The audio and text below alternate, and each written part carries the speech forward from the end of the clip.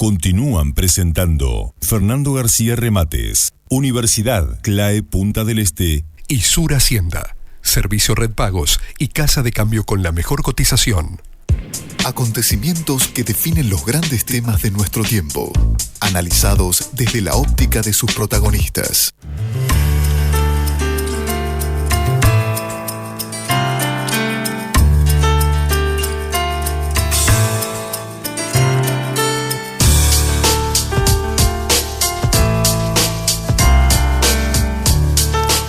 La comunicación ahora es con el senador suplente del Frente Amplio, Eduardo Brenta. ¿Cómo le va, Brenta? Buen día, bienvenido, gracias por atendernos. ¿Qué tal? Buen día, un gusto para mí, como siempre. Lo convocamos hoy porque nos enteramos que desde hace un tiempo ya usted ha puesto el ojo en el funcionamiento de la JUTEP y se ha hecho un montón de preguntas a nivel de los medios de comunicación, pero en los últimos días leímos que usted está interesado de alguna forma en proponer reformular la JUTEP o algo así, ¿es cierto? Bueno, efectivamente nosotros hemos presentado en la vertiente arribista a la bancada del Frente Amplio. La bancada lo ha aprobado y ya está incorporado en el orden del día de la Comisión de Constitución y Código del Senado, un proyecto de ley que modifica una serie de aspectos vinculados con la JUTEP, en el entendido de que los temas de transparencia, obviamente su contraparte, la corrupción y demás, adquieren cada vez una mayor importancia, no solo a nivel nacional, sino a nivel internacional también, ¿no? La calificación que organismos internacionales realizan respecto a la transparencia en la gestión de los gobiernos también tienen que ver con decisiones luego de inversión de empresas y demás, ¿no? Cuando Uruguay, en términos generales, ha sido históricamente, y particularmente en los últimos años, un país bien calificado en este aspecto, y nosotros entendemos que los organismos que controlan los aspectos vinculados a la transparencia en la gestión pública deben ser fortalecidos. Entonces propusimos un proyecto de ley que, como decía, está en el orden del día de la Comisión de Constitución y Código, que hoy está comenzando a analizar un proyecto de ley sobre el tema de enriquecimiento ilícito, en un paquete de leyes que el Frente Amplio viene impulsando en la línea de fortalecer las herramientas para asegurar la transparencia en la gestión pública. En este sentido, la JUTEP es un organismo creado en el año 98, quiere decir, creado en el gobierno del doctor Sanguinetti, y que tenía una serie de definiciones y potestades. Nosotros hemos tomado todo ese largo proceso, porque en realidad también había leyes anteriores, ¿no?, vinculadas al tema de la transparencia, un conjunto muy importante de normas, ¿no?, como la ley de protección de datos personales, la ley de derecho a acceso a la información pública, todos elementos que transparentan la gestión del Estado y permiten a los ciudadanos efectivamente controlar la gestión de quienes votan para ejercer determinados cargos o quienes son designados por quienes votan para ejercer esos cargos. La JUTEP fue creada en la órbita del Ministerio de Educación y Cultura. Es un organismo descentralizado que tiene independencia técnica, pero que se vincula con el Poder Ejecutivo a través del Ministerio de Educación y Cultura. Este es un primer elemento que consideramos es necesario cambiar, o sea, darle mayor autonomía a la JUTEP, de forma tal de que ésta pueda actuar sin que el poder político, por decirlo de alguna manera, pueda incidir en sus decisiones bajo ningún mecanismo, ¿no? Entonces, lo que estamos proponiendo es transformar la JUTEP de organismo descentralizado en un ente autónomo, tal cual lo establece la Constitución, que tenga independencia, mantenga obviamente su independencia técnica, pero que además se vincule a través del Poder Legislativo y no del Poder Ejecutivo.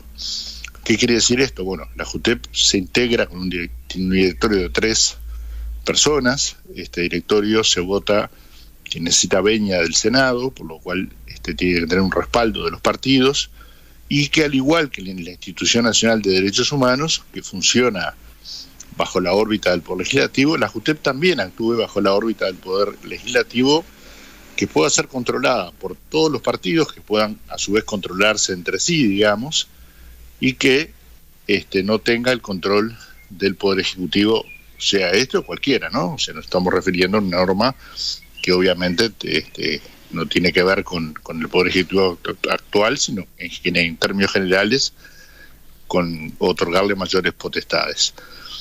Este es uno de los aspectos que nos parece importante.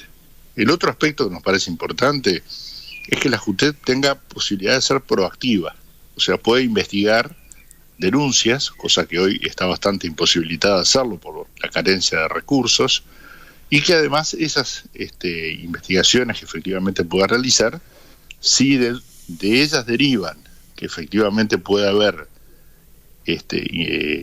impactos en lo que tiene que ver con temas de carácter judicial, bueno, la JUTEP pueda otorgar a la Fiscalía los elementos necesarios para que ésta actúe con todas las actuaciones e investigaciones que la JUTEP haya realizado. Este es un aspecto que consideramos importante.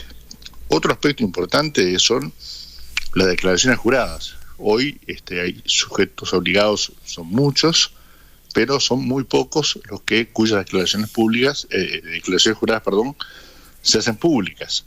Nosotros entendemos que todas deben hacerse públicas, porque todas implican cargos de gobierno importantes en distintas órbitas de la gestión del gobierno, como son directores nacionales, integrantes del poder del Ministerio de Defensa Nacional, militares, policías, etcétera, que efectivamente sus declaraciones públicas puedan ser de acceso del conjunto de la población. También decía lo referente a la autonomía, y también una evaluación de las eventuales sanciones que la JUTEP pueda aplicar a quienes incumplan con las normas. Y aquí hay una sanción que es la que normalmente sucede, porque veamos lo que sucede en la realidad, lo que es lo importante. Hay muchas personas, en muchos casos miembros de los gobiernos departamentales y demás, que desconocen o simplemente se olvidan de realizar la declaración jurada que debe realizarse cada 2 años, ¿verdad? Entonces, el mecanismo que la JUTEP tiene de retención, que es la retención del 50% del salario del funcionario público hasta tanto no regularice su situación. En términos generales, esto para cualquier funcionario público es un golpe duro, digamos, ¿no? Por lo cual, en forma, yo diría casi inmediata, esto lo hemos podido comprobar cuando nos tocó ocupar cargos en la gestión del gobierno, el funcionario inmediatamente regulariza esa situación para poder hacerse del otro 50% de sus saberes que quedan retenidos. Pero sucede que cuando hay personas cuyo patrimonio es muy significativo, esta sanción pasa a ser una sanción digamos que inoperante, digamos que no tiene efecto concreto, no modifica la conducta de la persona que está incumpliendo la norma. Y es por eso que nosotros entendemos que en la ley 7060, que como decía fue aprobada en el año 1998, el funcionario público que incumple no solo tiene la retención del 50% del salario, sino que además queda inhabilitado para el ejercicio de cargos públicos, hasta tanto regularice la situación. Esto nos parece que es un elemento, sí, mucho más contundente, que fortalecería y jerarquizaría el trabajo de la Junta de Transparencia y Ética Pública, que en el momento que estamos... Este proyecto, aclaro, fue presentado al inicio de esta gestión del gobierno, no fue en su momento considerado prioritario. Entendemos que hoy claramente, dada la coyuntura que estamos viviendo en el país, es un elemento claramente prioritario, ¿verdad? Brenta, hace un tiempo ya, un mes y medio, hablamos con la responsable principal de la JUTEP, y nos decía que faltaba de todo, ¿no? Que faltaba gente, que faltaban elementos de trabajo, que faltaban presupuesto, que muchas veces todo lo que tenían para controlar era imposible de controlar con esa infraestructura.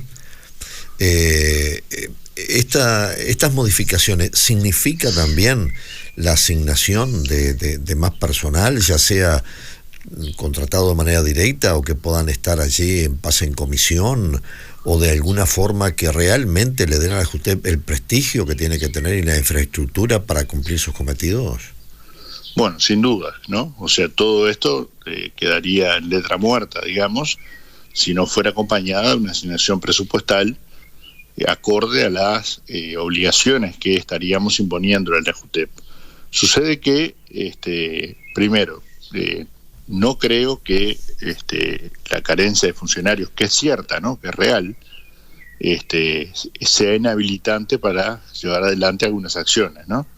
Me parece que hay acciones que no se han llevado adelante porque no ha existido voluntad política de la mayoría de los miembros de la JUTEP para llevarlas adelante. Pero bueno, esta es otra discusión, ¿no? Lo que me parece sí clave es que en la medida en que la JUTEP ocupe el lugar que estamos asignando en este proyecto de ley, que es depender de la órbita del Poder Ejecutivo y que del Poder Legislativo. Uh-huh. Y que el Poder Legislativo es quien define, ¿no?, el presupuesto y las sucesivas rendiciones de cuentas que se aprueban en los diferentes gobiernos. Bueno, evidentemente sería un elemento muy favorable para la JUTEP ocupar ese lugar en la medida en que estaría bajo la órbita del organismo que asigna los recursos a los distintos organismos públicos a partir del proyecto que envía el Poder Ejecutivo. Yo creo que esto atendería esa demanda que plantea la presidenta de la JUTEP, que por otra parte pertenece al partido Cabildo Abierto, y no ha logrado que efectivamente en el presupuesto quinquenal, pero sobre todo en las sucesivas rendiciones de cuentas, porque la actual presidenta de la JUTEP asumió hace un tiempo relativamente corto, no ha logrado que su partido pelee, por decirlo de alguna manera, los recursos necesarios para que el organismo funcione como corresponde. Por lo tanto, aquí hay un problema de voluntad política, ¿no? Una cosa es el discurso que uno puede hacer, otra cosa es si eso luego se traduce en la asignación de los recursos necesarios, que entendemos pueden darse por vías diferentes, como usted mencionaba, por la vía de los pases en comisión, que es una herramienta, pero nos parece que hay que crear cargos presupuestales en la JUTEP que le den estabilidad a los funcionarios que ingresen y que no estén sometidos eventualmente a la posibilidad de que si la opinión que emiten respecto a un tema son pases en comisión, por ejemplo, se han devuelto su organismo de origen, ¿no? Claro, como en penitencia, sí.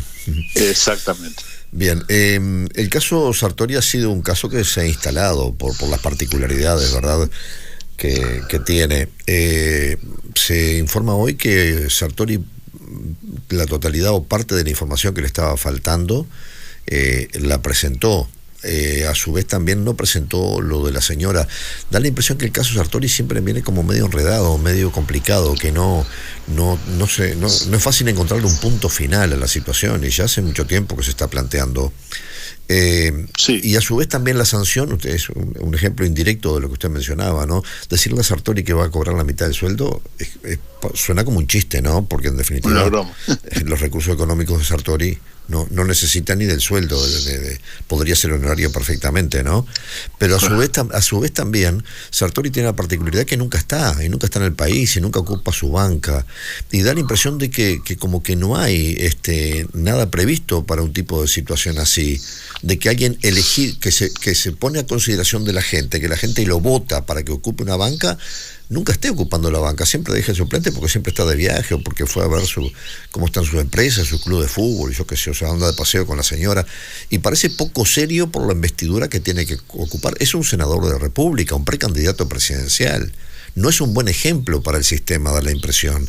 ¿Eso se analiza también por parte de ustedes? Totalmente. Nosotros hemos seguido con mucha atención el proceso, porque es un proceso, yo diría, novedoso para el Uruguay, ¿verdad? En realidad, para los uruguayos ocupar una banca en el Senado o en la Cámara de Diputados, ¿no? Pero en este caso en el Senado es un honor, ¿no? Tener la representación, porque allí está la representación del pueblo uruguayo, digamos, expresada a través de las urnas.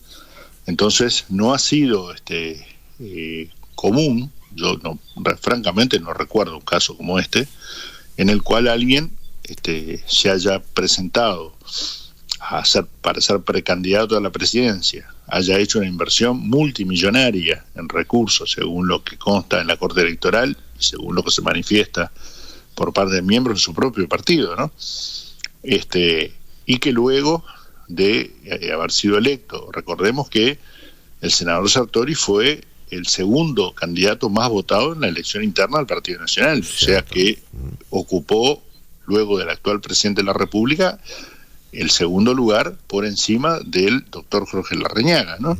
Sí. Por lo cual tuvo una votación muy importante, con una campaña comunicacional de altísimo costo, ¿no? Cualquiera que haya participado con ustedes, que son periodistas, saben muy bien lo que cuesta una campaña electoral, ¿no? En términos de comunicacionales, y por tanto es una situación nueva. Nosotros hemos insistido reiteradamente en este tema, lo hemos planteado en todos los ámbitos que corresponde, sobre todo en el ámbito público, que es donde se ejerce la mayor presión por parte de la propia población, y entendemos que es un fenómeno francamente riesgoso, ¿no? Porque tenemos un legislador electo por una cantidad muy importante de ciudadanos que depositaron en él su confianza, que, como usted decía, no participa en la actividad parlamentaria, ni siquiera está en el país, viene cada tanto, digamos. En realidad quien ejerce la función de su banca es su suplente. No se conocen algunos proyectos presentados que no han tenido ni siquiera tratamiento en el ámbito del Poder Legislativo, porque su propia bancada no los impulsa. Y yo creo que aquí hay dos responsabilidades, ¿no? Hay una responsabilidad institucional que el Senado debería analizar, y por eso lo que yo le mencionaba respecto a las sanciones, cuando usted mismo me lo decía recién, retenerle además, ¿no? El 50% del salario de Sartori es una broma, ¿no? Por eso estamos planteando, según nuestra lectura de la ley 7060, que el legislador que omite la presentación de la declaración jurada queda inhabilitado para el ejercicio de la función pública. Eso es lo que nosotros entendemos y estaríamos dispuestos a incorporar en un proyecto de ley para aplicarse de aquí en adelante. Esto nos parece claro porque, claro, es muy importante, ¿no? Porque sería una señal fuerte hacia los ciudadanos de que estamos controlando a quienes ejercen la función pública. Y lo otro que ha sucedido, porque en realidad acá usted me decía que está como entreverado el tema, ¿no? Yo creo que hay una voluntad de entreverarlo, sí, porque las cosas son bastante claras, digamos, ¿no? Sí. Primero, el senador Sartori no presentó la declaración jurada de su cónyuge. Allí recurrió ese artículo de la ley ante la Suprema Corte de Justicia, pretendiendo que fuera declarado inconstitucional. Efectivamente, la Suprema Corte de Justicia rechazó el planteo del senador Sartori y entendió que es constitucional la norma que establece la obligatoriedad de la presentación de la declaración jurada de su cónyuge, tenga separación de bienes, se haya casado en cualquier parte del planeta. Todo esto ha sido aclarado, o sea que la omisión está constatada. Pero además hay una segunda omisión que deviene de un planteo realizado por la representante del Frente Amplio en la Junta de Transparencia y Ética Pública, la doctora Ana Ferrari, en la cual establece una serie de consultas al senador Sartori a partir de la constatación de que entre una declaración jurada y la otra, o sea, entre 2 años prácticamente, hubo un incremento de su patrimonio del orden de los $39 millones. Entonces, lo que se le plantea al senador Sartori es que presente los balances de sus empresas a los efectos de constatar que este incremento patrimonial es legítimo, digamos, ¿no? Esto no lo ha realizado el senador Sartori, hasta ahora por lo menos. Tengo entendido que ya el plazo está venciendo ayer o hoy, por lo cual estaría cayendo en una segunda omisión para la cual se establecen estas 2 sanciones. La primera, como usted dice, no tiene efecto ninguno en alguien que tiene un capital declarado originalmente del orden de los $90 millones, ¿no? Imagínense usted lo que le puede implicar la retención del 50% de su salario. Pero sí, la inhabilitación para el ejercicio de los cargos públicos lo inhabilitaría para ser electo nuevamente. Para ser electo no, podría ser electo, pero no podría ejercer el cargo de senador porque la ley no inhabilitaría para el ejercicio de la función pública hasta tanto regularice su situación. Yo creo que esto se va a plantear. Hemos hecho las consultas correspondientes. Quien toma la decisión de inhabilitar o no es el Poder Judicial, o sea que habría que incluir, y esto implica lograr una voluntad obviamente de todos los partidos, una norma que establezca que quien incumple las normas que el JUTEP establece queda inhabilitado para el ejercicio de la función pública. Yo creo que esto sí sería una medida muy fuerte que obligaría a que los que tienen representación parlamentaria o ejercen cargos en el Poder Ejecutivo, efectivamente cumplan con las normas que establece la JUTEP, y es lo que estamos tratando de impulsar, logrando los acuerdos, si es posible, de todos los partidos. Y también hay una responsabilidad, si usted me permite, de su partido, porque el senador Sartori votó bajo el lema Partido Nacional, y alguien no puede presentar una lista bajo un lema si el lema no lo autoriza. Y en este sentido creo que el presidente del directorio, el exdiputado Iturralde, o la presidenta de la Comisión de Ética, que es la actual senadora Ciaín, tendrían que llamar a rendir cuentas al senador Sartori respecto a su actuación, porque los votos que obtuvo el senador Sartori con su lista llevaban el logo Partido Nacional, ¿verdad? Sí, sí. Y fueron autorizados ante la Corte Electoral como una lista del Partido Nacional. Entonces hay responsabilidades políticas, en este caso, y hay responsabilidades institucionales en lo que tiene que ver con el cumplimiento de la ley. Brenta, agradecemos el tiempo que ha destinado a esta conversación, que ha sido muy ilustrativa, muy amable. Muy amable. Con mucho gusto, muchas gracias a ustedes. Buena jornada. Hasta pronto. Igualmente para usted. Hasta luego. La conversación era con el senador suplente del Frente Amplio, Eduardo Brenta. Lo escuchaste aquí en Frecuencia Abierta. Frecuencia Abierta.